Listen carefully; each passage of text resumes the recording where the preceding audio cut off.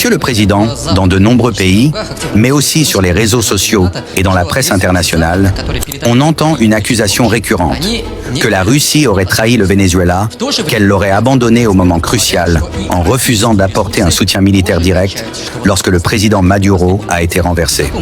Certains vont même jusqu'à dire que la Russie, en se présentant comme un pilier du monde multipolaire, a montré ses limites en laissant tomber l'un de ses partenaires stratégiques. Que répondez-vous à ceux qui disent que la Russie a reculé, a eu peur ou a sacrifié le Venezuela pour éviter une confrontation avec les États-Unis? Je vais être très clair. D'abord, il faut commencer par les faits, pas par les émotions ni par la propagande. La Russie n'a jamais signé avec le Venezuela un pacte de défense mutuelle.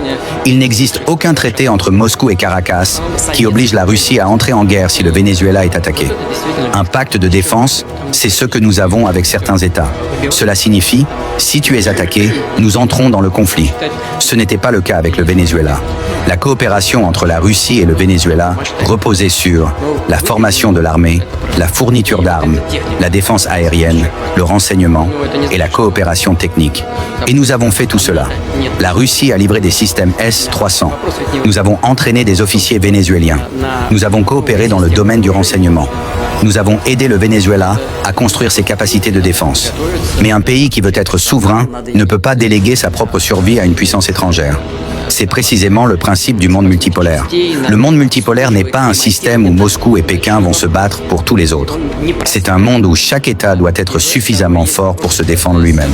Sinon, ce n'est pas de l'indépendance, c'est une dépendance. Deuxièmement, il faut comprendre ce qui s'est réellement passé au Venezuela. Il n'y a pas eu d'invasion américaine. Il n'y a pas eu de débarquement. Il n'y a pas eu de bombardement. Il n'y a pas eu de guerre. Il y a eu un effondrement interne du pouvoir. Des responsables militaires vénézuéliens ont trahi leur propre gouvernement. Ils ont remis leur président. Ils ont ouvert la porte. Quand l'armée d'un pays décide de ne pas se battre, quand ses généraux livrent leur propre chef d'État, aucune puissance extérieure, ni la Russie, ni la Chine, ni personne, ne peut changer cela.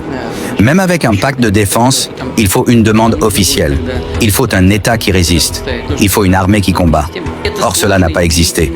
Vous ne pouvez pas forcer un pays à se défendre contre sa propre trahison. Troisièmement, on parle beaucoup d'humiliation. Oui, quand un partenaire tombe, ceux qui l'ont soutenu subissent un choc politique. C'est la même chose quand l'OTAN échoue en Afghanistan.